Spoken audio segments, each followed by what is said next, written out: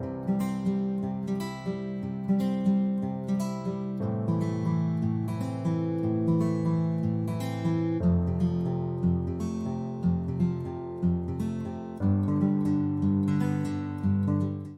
everyone, welcome to GM channel. In this video, we'll look at a model game against the Scandinavian Defense. The Scandinavian Defense is a solid opening and a common guest, a regular guest in the amateur level and the intermediate level.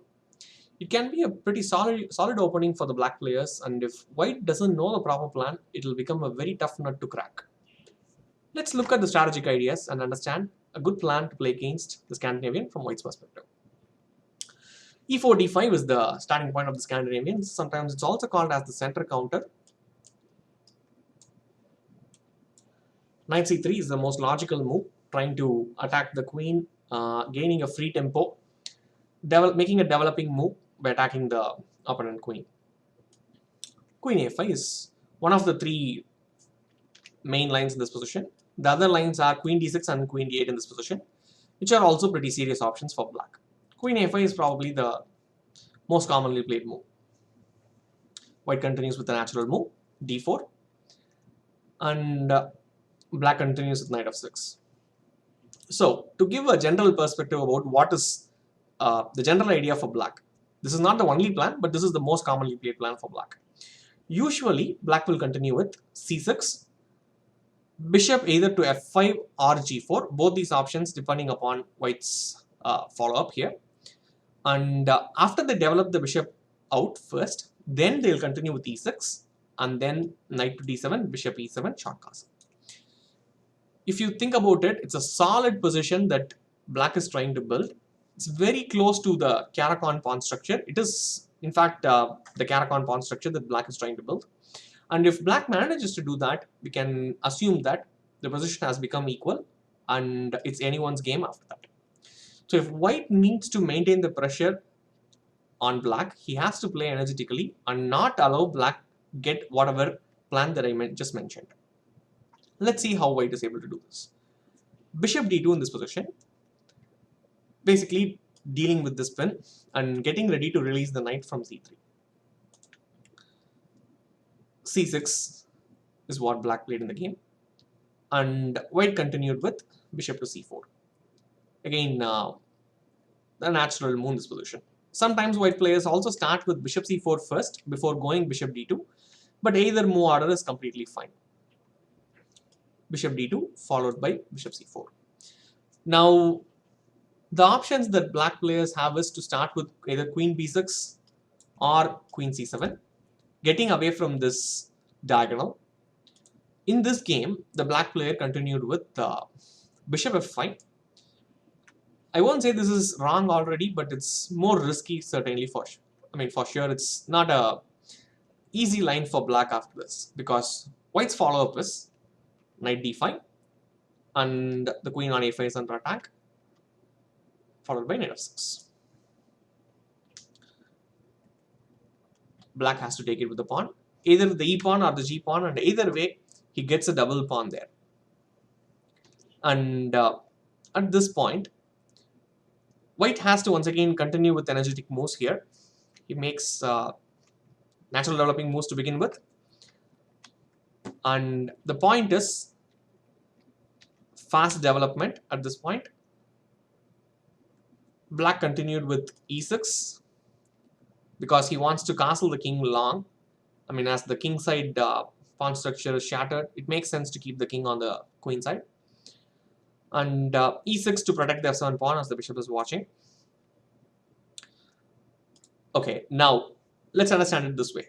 If black manages to get this long castle, bishop to d6, let's assume rook to g8, h5. I would say this is definitely a good position for black, because black's king is safe. Even though the pawn structure is compromised, I mean, he can basically use this open file, the g file, for his own attack. The bishops, the queen, they're all looking dangerously on the king side, and the rook, if they are able to bring in these files, obviously black might also be able to generate some counterplay. So it's important for white to continue with precise idea, and white continued with knight h4, and black continued with the natural plan bishop g6. Here once again Knight takes bishop will be met with h takes g6. A strange pawn structure, but nevertheless a good pawn structure for black, because he has opened up the h file for his rook, threatening the h pawn, and by no means this pawn structure is bad in any way, because in fact this can actually be a source of strength for the black players. The pawns can start advancing, and he can start using the h file for the attack. But here the white player came up with a fantastic idea. Bishop takes e6. As I said earlier, if black manages to consolidate, black will have a reasonable position. So it's important to keep black under pressure, and you cannot let him consolidate the position. Bishop e6, rook takes. Now king f7 was played in the game. Okay, so what amazed me in this game was usually when we see a sacrifice, most of the players will try to continue with immediate forcing moves, trying to either win the material back immediately or continue with forcing moves with checks. But as you will see in this game, white played a few preparatory moves, very cool moves, before going out for the final attack. He continues with queen e2. A calm developing move at this point, bringing out the remaining forces into the attack. And black was trying to consolidate in this position with knight b6, rook e1. I think basically white is ready with all his pieces into the attack. Knight d5, c4.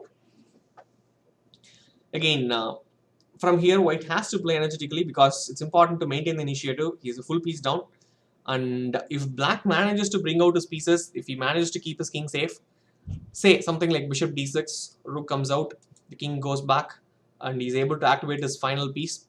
If things like this occur, obviously black is going to be completely fine in this position. In fact, black might be even better because of the extra piece that he has. But white has all this time right now, and let's see how he's making use of it. c4 attacking the knight immediately, which was met with knight f4.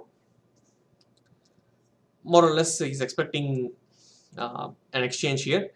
As we know, white is lagging in material, and exchanges are always welcome for black. So I'm sure he calculated bishop f4, queen f4, and he felt, attacking the knight, and any exchange is still going to be favorable for black. White continued with queen g4, and from here the final attack begins.